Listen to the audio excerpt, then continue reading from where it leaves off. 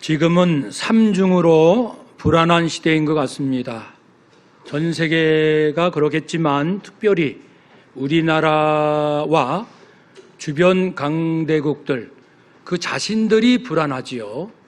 여러 가지 갈등도 많고 국내적으로 특별히 또 경제적인 측면에서 사람들이 많이 힘들어하고 있습니다. 각국이 그렇고 또 하나는 마치 살 얼음판 위에 주변의 강대국들이 함께 올라와 있는 것처럼 정말 한 걸음 한 걸음 조심스럽게 숨 죽이면서 행보하고 있는 이런 상황도 있습니다.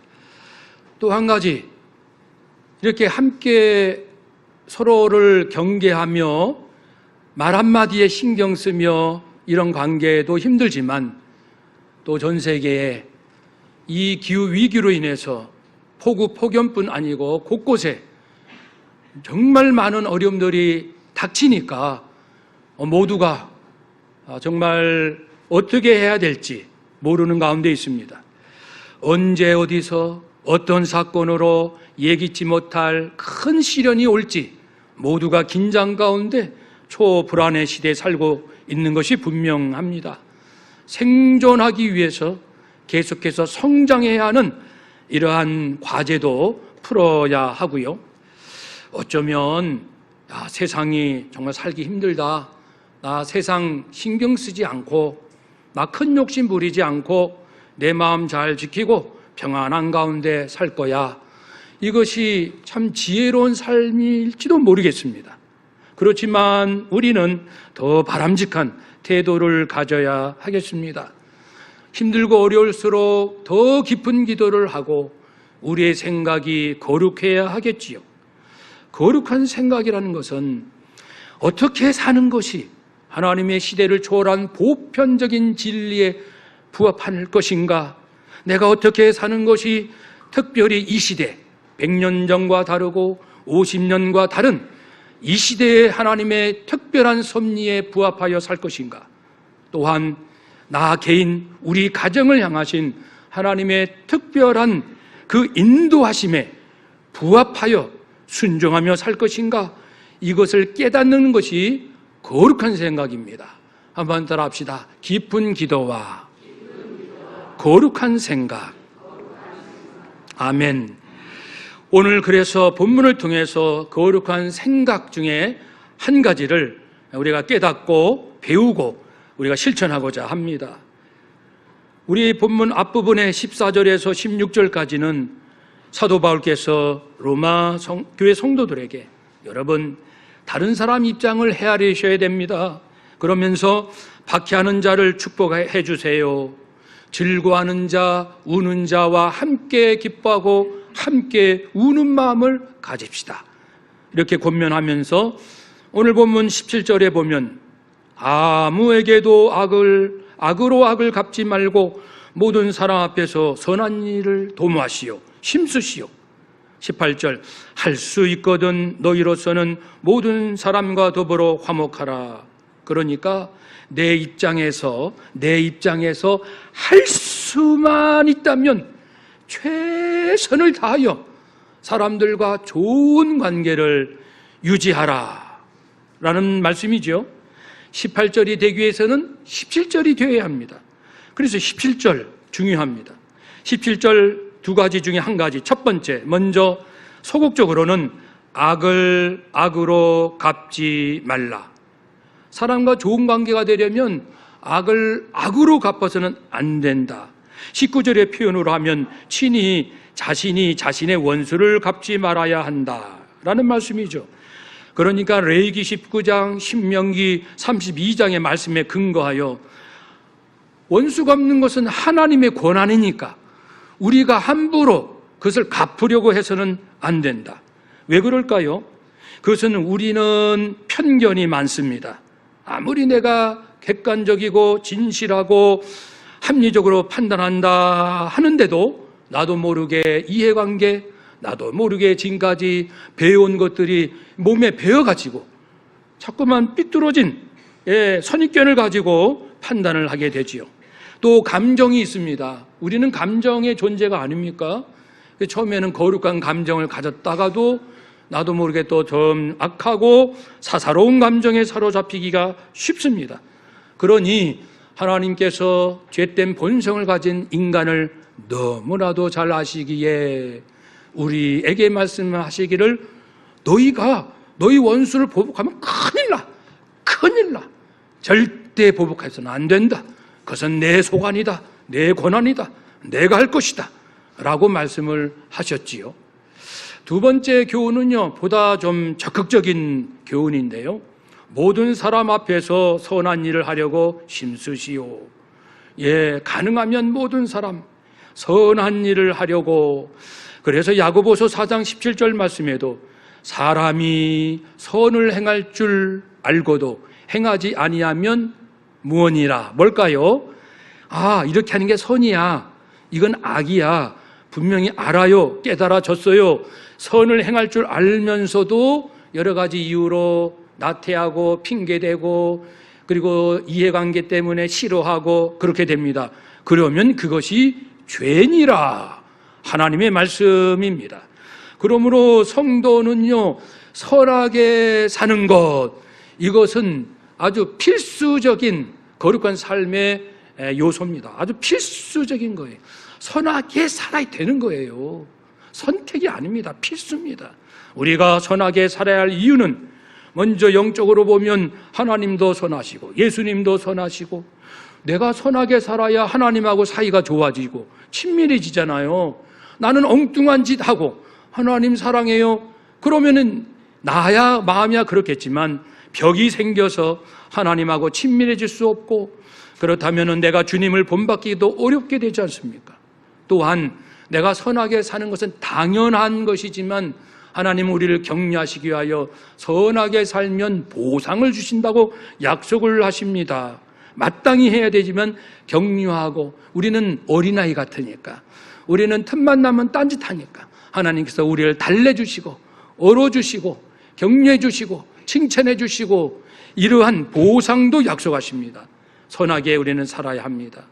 심리적으로 보면요, 선하게 사는 사람들 보다 이타적으로 사는 사람들이 스트레스와 불안을 잘 이겨낸다라는 결과도 있습니다. 그리고 자존감이 높아지고 자기를 소중히 여기고 자기를 학대하지 않습니다. 그리고 선하게 사는 사람일수록 삶이 긍정적이고 생각이 밝아요. 마음이 밝고 열심히 살고 그러니까 어떤 일에 대해서 더 집중도 잘하고 선한 의도를 가지고 살아가는 사람들은 눈에 보이는 결과에 지나치게 연연해하지 않습니다. 왜냐하면 결과가 원하는 대로 안 나올 수 있지만 사람은 모르지만 하나님은 내 중심을 다 아시니까 위로받고 그래서 결과에 지나치게 연연해하지 않는다. 막연히 후회하는 마음도 줄어든다. 이처럼 선하게 살아야 마음이 건강해집니다. 뿐만 아니고 몸도 그래요. 선하고 착하고 이타적으로 사는 사람일수록 염증 수치가 낮아지고 만성질환의 위험이 감소되고 심혈관 및 면역체계에 긍정적인 영향을 미친다라는 연구 결과도 많습니다. 우리가 건강하게 하려고 얼마나 힘씁니까? 운동하고 먹는 거 조심하고 깊이 잠들어야지, 뭐 어떻게 해야지 정작 내 마음이 선하지 아니하고 나도 모르게 악을 따라가면서 아무리 다른 방법으로 건강을 지키려 한들 하나님의 근본 섭리에 어긋나는 것 아니겠습니까? 사회적으로도 그렇습니다. 내가 선하게 행동할수록 다른 사람을 이해하려는 공감하려는 힘이 길러집니다. 사람을 만나는 것이 그다지 두렵지 않아요. 근데 내가 자꾸만 마음이 안 좋은 생각 가지고 그리고 거룩하지 못한 그 속내를 가지고 살아가면 사람이 두려워요. 사람 만나는 게 싫고 떳떳지 못하고 꺼림칙하고 피하고 싶고 점점 후퇴하는 것 우리도 경험하지 않습니까? 선하게 살수록 우리 사회는 어떻게 될까요? 범죄가 줄어들고 우리 당산동 지역의 주민들이 점점 다른 동네 사람들보다 점점 선하게 살려고 어떤 그런 놀라운 일들이 있게 되면 이 통계적으로 보면 다른 지역, 다른 동네 주민들보다 당산동 주민들이 훨씬 범죄가 줄어들고 덜 공격적이고 갈등을 잘 해결하게 될 것입니다.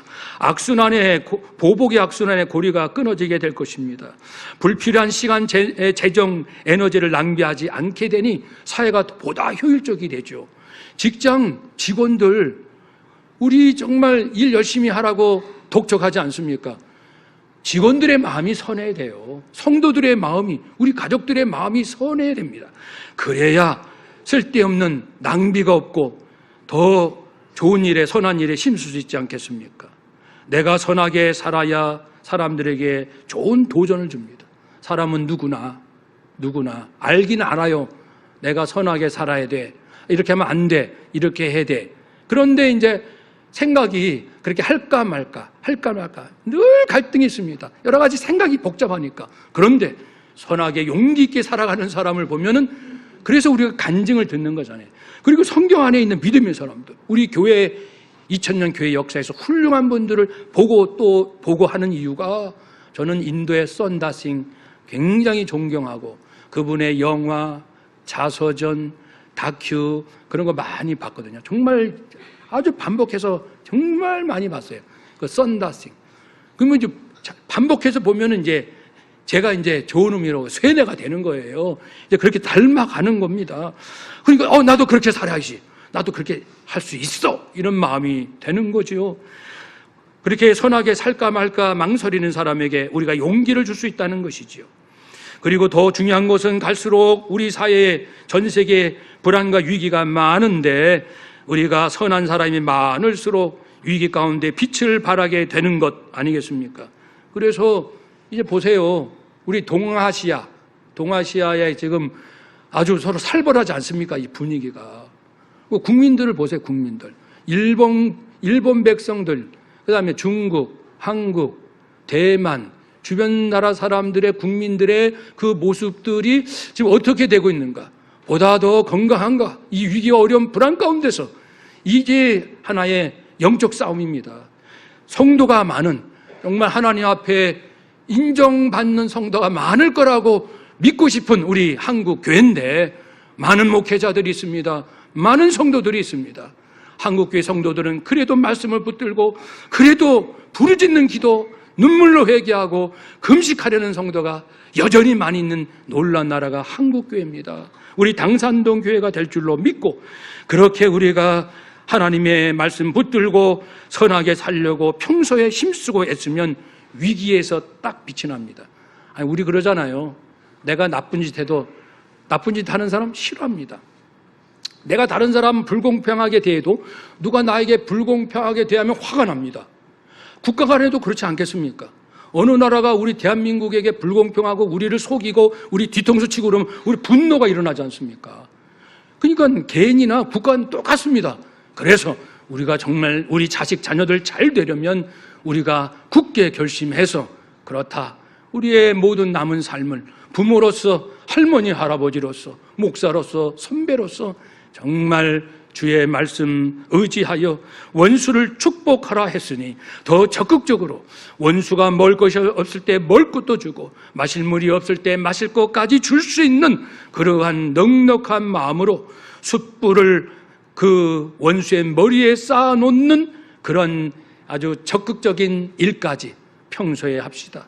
숯불을 담은 냄비를 머리 위에 둔다는 것은 애굽의 풍습에 의하면 회개한다는 거예요. 이 냄비에 숯불을 이제 이고 다니면서 여러분, 저는 나쁜 짓을 했습니다. 저는 죄인입니다. 저는 회개합니다. 제가 잘못했습니다. 부끄럽습니다. 이렇게 다니거든요. 그 풍습에 의하여 해석을 한다면 우리가 원수라도 그가 어려울 때 도와주면 그가 회개하게 될 것이라는 해석도 가능하고, 또 고대 근동의 풍습, 즉 불씨를 대단히 중요하게 여기잖아요. 지금처럼 불씨를 이렇게 잘 보관하기 어렵죠. 불씨가 꺼지면 춥고 음식 만들기 어렵고 불씨가 중요합니다. 불씨가 꺼진 우리 집에 옆집에서 불씨를 빌려주면 얼마나 고맙고 감사합니다. 이런 의미에서 우리가 원수에게 먹을 것 마실 것을 주면 우리가 큰 호의를 베푸는 것이다. 그래서 이 두 가지 해석을 합치면은 우리가 그렇게 원수, 나를 해치려는 원수가 어려울 때 도와주면 그가 회개할 것이고 그가 변화될 것이다. 혹 회개하지 않는다 할지라도 그건 그 사람의 문제고 우리는 하나님 앞에 나는 내 할 도리를 다 한 것입니다.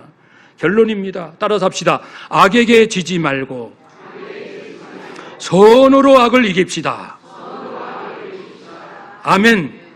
그래서 여러 가지 안 좋은 뉴스가 들릴 때마다 화도 나고 한 소리 하겠죠.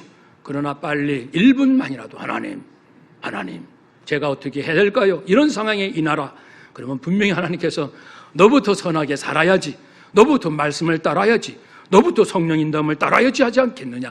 분명히 그런 감동을 주실 거예요. 그렇게 해야 나라가 달라지죠. 우리에게 달려 있습니다. 한번 더 합시다. 대한민국의 운명은 하나님께, 성도에게 달려 있습니다. 아멘. 그렇게 승리하시기를 주의 이름으로 축복합니다. 아멘. 기도하겠습니다.